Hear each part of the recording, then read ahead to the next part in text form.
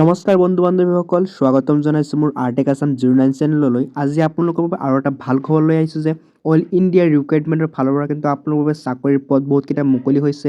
এই চাকৰিসমূহ আপোনালোকে আবেদনসমূহ কৰি ল'ব পাৰিব। এই চাকৰিসমূহ আবেদন কৰিবৰ কাৰণে আপোনালোকৰ শিক্ষাগত অৰ্হতা কিমান লাগিব, লগতে আপোনালোকে কেনেকৈ আবেদন কৰিব, ইয়াৰ কৰাৰ কাৰণে আপোনাৰ ফিজটো কিমান দিব লাগিব, গোটেইখিনি তথ্য আজি আপোনালোকে গম পাই যাব। লগতে আপোনালোকৰ ইয়াৰ বাবে 10 পাছ 12 পাছ হ'লেই হ'ব। সম্পূৰ্ণ তথ্য আজি এই ভিডিঅ'টোত গম পাই যাব। আপোনালোকে ভিডিঅ'টো স্কিপ নকৰি ভিডিঅ'টো শেষলৈকে চাব।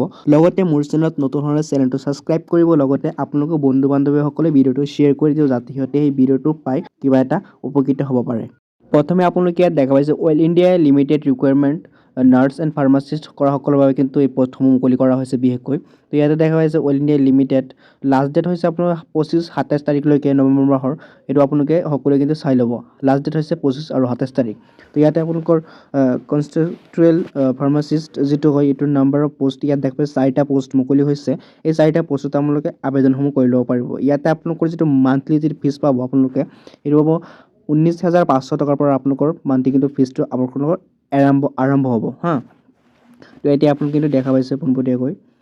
তো তাৰপিছত আপুনি যিটো ইয়াতে আবেদনসমূহ কৰিবৰ কাৰণে আপোনালোকে কি কৰিব লাগিব, এজ লিমিট যিটো হয়, আপোনালোকৰ বয়স কিমান হ'ব লাগিব, বহুতে কিন্তু কমেণ্ট কৰে। তো ইয়াতে আপুনি দেখা পাইছে, ইয়াতে চাওক মিনিমাম যিটো বয়স লাগিব আপোনালোকৰ ইয়াতে আবেদন কৰিবৰ কাৰণে 22 বছৰ, ইয়াত দেখা পাইছে 22 ইয়াৰ্ছ, এইটো ইয়াতে কিন্তু মেনশ্যন কৰি দিয়া হৈছে।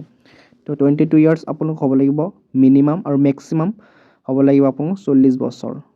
জেনেৰেলটো জাষ্ট 40 বছৰ, আৰু OBC 43 বছৰ, SC 45, অৰ্থাৎ 45 বছৰ হ'লেই হৈ যাব।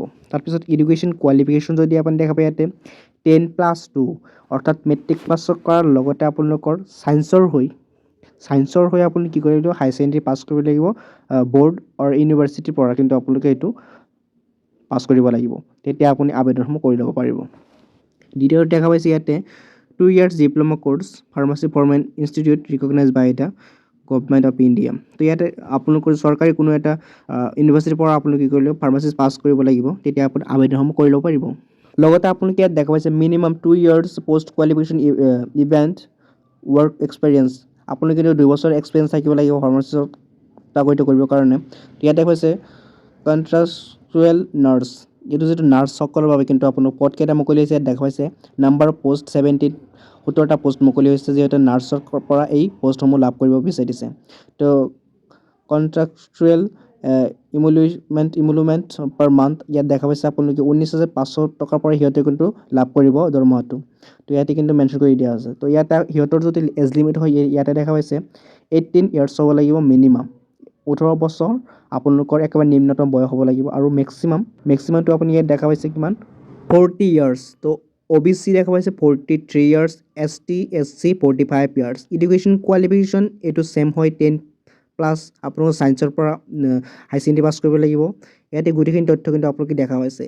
লগতে আপোনালোকে আবেদন কৰাৰ কাৰণে আপোনালোকৰ ফটো লাগিব। ধৰক ইয়াতে দেখা পাইছে 3 cm × 3 cm কালাৰ ফটোগ্ৰাফ লাগিব, কিন্তু আপোনালোকৰ ইয়াতে দেখা পাইছে origin and self attachment photography, আপোনালোকৰ ডকুমেণ্ট লাগিব কেইটামান। য'ত আপোনালোকৰ আধাৰ কাৰ্ড, লগতে আপুনি admit card, marksheet, pass certificate, 10 পাছ যিটো পাছ চাৰ্টিফিকেট আপোনালোকৰ মেট্ৰিক পাছ চাৰ্টিফিকেটখন আপোনালোকৰ লাগিব। এইকেইটা ডকুমেণ্ট কিন্তু আপোনালোকৰ লগত লৈ যাব লাগিব যেতিয়া আপুনি ইণ্টাৰভিউৰ কাৰণে আপোনাক কলিং কৰা হ'ব। ইয়াৰ বাবে প্ৰথমে আপোনালোকে কি কৰিব লাগিব, আবেদনসমূহ কৰি ল'ব লাগিব। তো আপোনালোকে যিহঁতে আবেদন কৰিবৰ কাৰণে ইচ্ছুক হয়, সিহঁতে কিন্তু কমেণ্টত জনাব আবেদনসমূহ কেনেকৈ কৰিব। ইয়াৰ বিষয়ে মই ভিডিঅ'টো সম্পূৰ্ণ এটা ভিডিঅ' বনাম, য'ত আপোনালোকে চাই আপোনালোকে নিজেই এপ্লাইসমূহ কৰি ল'ব পাৰিব। তো আজি আছিলে এইখিনি, আপোনালোকৰ ভাল খবৰ। লগ পাম অন্য এটা ভিডিঅ'ত। আৰু লগতে আপুনি যদি মোৰ চেনেলটো হয়, চেনেলটো ছাবস্ক্ৰাইব কৰিব এনেকুৱা আপডেটসমূহ ডেইলি পাই থাকিবৰ কাৰণে। ধন্যবাদ।